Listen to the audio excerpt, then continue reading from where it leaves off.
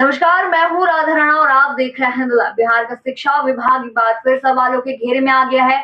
और इस बार मामला कुछ ऐसा है जिसे सुनकर हर कोई हैरान। सोचिए, एक शिक्षिका जो दुनिया में ही नहीं है, उनसे विभाग ने 24 घंटे के अंदर स्पष्टीकरण मांगा है और चेतावनी भी दी है कि जवाब नहीं देने पर सख्त कार्रवाई की जाएगी। ये कोई फिल्म कहानी नहीं, बल्कि बिहार के पूर्वी चंपारण जिले के अरेराज प्रखंड स्थित यूएमएस गोविंदगंज गर्ल्स स्कूल का ताजा मामला है, जिससे राज्य की शिक्षा व्यवस्था की हकीकत को एक बार फिर सबके सामने ला खड़ा किया है। जी हाँ, दरअसल यह पूरा विवाद उस वक्त सामने आया जब मोतिहारी के जिला शिक्षा पदाधिकारी यानी डीईओ सजीव कुमार सिंह ने 3 अप्रैल को ई शिक्षा कोर्स ऐप के माध्यम से जिले के शिक्षकों की उपस्थिति जांचने का आदेश दिया।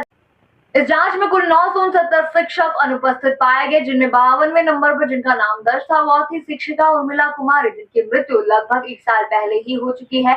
यहीं से मामला गर्मा गया। शिक्षिका की मृत्यु के बावजूद उनका नाम अनुपस्थितियों की सूची में डाल दिया गया और बाकायदा उनसे जवाब भी मांगा गया। इतना ही नहीं, विभाग ने ये भी कहा कि अगर जवाब 24 घंटे में नहीं आया तो कार्रवाई तय है। जी हाँ, वहीं सूची में सिर्फ मृत शिक्षिका ही नहीं, बल्कि एक ऐसे शिक्षक का नाम भी शामिल है जो 1 साल पहले ही सेवानिवृत्त हो चुके हैं। जी हाँ, बात हो रही है शिक्षक तारकेश्वर प्रसाद की, जिनसे भी जवाब तलब किया गया है। जी हाँ, अब सवाल ये उठता है कि क्या बिहार शिक्षा विभाग को यह तय नहीं मालूम है कि कौन शिक्षक अब इस दुनिया में नहीं रहे और कौन सेवानिवृत्त हो चुके हैं? या विभाग का रिकॉर्ड इतना लचर और अधूरा है कि इस तरह की बड़ी चूकें हो रही है? इस पूरे मामले ने सोशल मीडिया पर भी खासा बवाल मचा दिया है। लोग विभाग की कार्यप्रणाली पर सवाल खड़े कर रहे हैं और तरह तरह के मीम्स व टिप्पणियां वायरल हो रही है। कोई कह रहा है कि क्या यमलोक से शिक्षिका स्पष्टीकरण लेने आएंगी, तो कोई शिक्षा विभाग की डिजिटल प्रणाली पर तंज कस रहा है। आम नागरिकों से लेकर शिक्षकों तक सभी इस घटना को लेकर हैरान है और मांग कर रहे हैं कि ऐसी गैर जिम्मेदाराना हरकत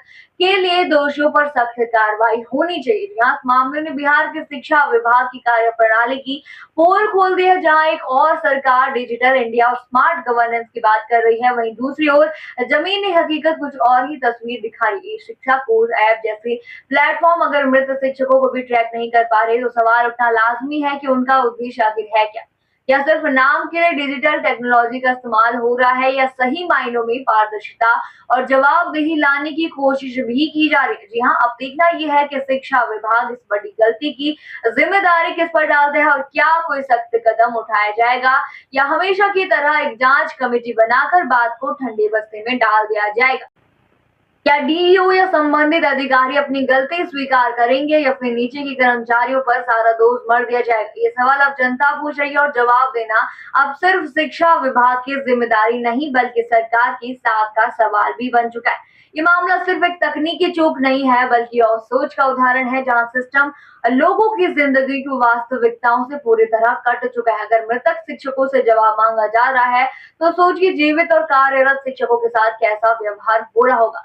आप क्या सोचते हैं इस मुद्दे पर? हमें कमेंट सेक्शन में जरूर बताइए और बने रहिए हिंद लाइव के साथ। साथ ही चैनल को सब्सक्राइब करना ना भूलें और हमारी फेसबुक और वेबसाइट के साथ भी जरूर